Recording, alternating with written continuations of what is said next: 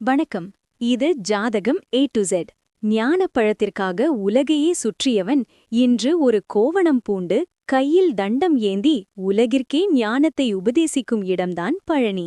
வெறும் கதைகள் மட்டுமல்ல, 4000 மூலிகைகளைக் கொண்டு செய்யப்பட்ட நவபாஷான சிலையின் ரகசியம் என்ன? உங்கள் ஜாதகத்தில் தீர்க்க முடியாத கர்ம வினைகளையும் ராககேது தோஷங்களையும் இந்த தண்டாயுதபாணி எப்படி தீர்க்கிறார்? சித்தர்களில் முதன்மையான போகர் ஏன் இந்த இடத்தை தேர்ந்தெடுத்தார்? இன்று நாம் பார்க்கப் போவது பழனி சித்தர்களின் அறிவியல் ரகசியங்கள். பழனி சித்தர்களின் அறிவியல் ரகசியங்கள். பெயர் காரணம்: பழம் நீ. நாரதர் கொடுத்த ஞானப்பழத்திற்காக தம்பி விநாயகரோடு போட்டி போட்டு தோற்றதாக நினைத்து கோபித்துக் கொண்டு வந்த இடம் இது.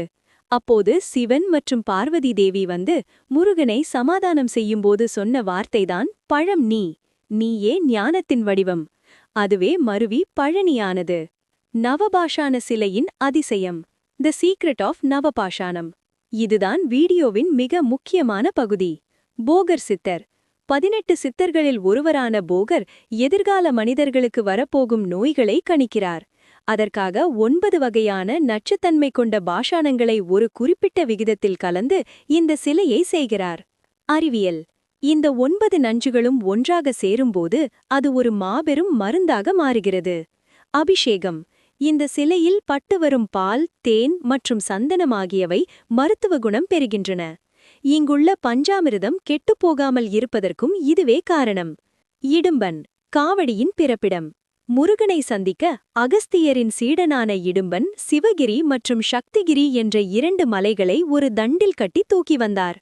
அதுவே காவடி எடுக்கும் பழக்கத்திற்கு தொடக்கமாக அமைந்தது. இன்றும் பழனி மலையேறும் முன் இடும்பனை வணங்குவது மரபு. ஜாதக ரீதியான தீர்வுகள். ஆஸ்ட்ரோலாஜிக்கல் கனெக்ட். உங்கள் சேனலின் கருப்பொருளான ஜாதகம் பற்றி இங்கே பேசலாம். ராகு கேது தோஷம்.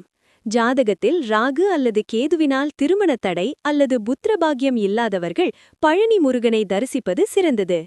ஏனெனில் நவபாஷான சிலை நவகிரகங்களின் தாக்கத்தை சமன் செய்யக்கூடியது. கர்மவினை நீக்கம்.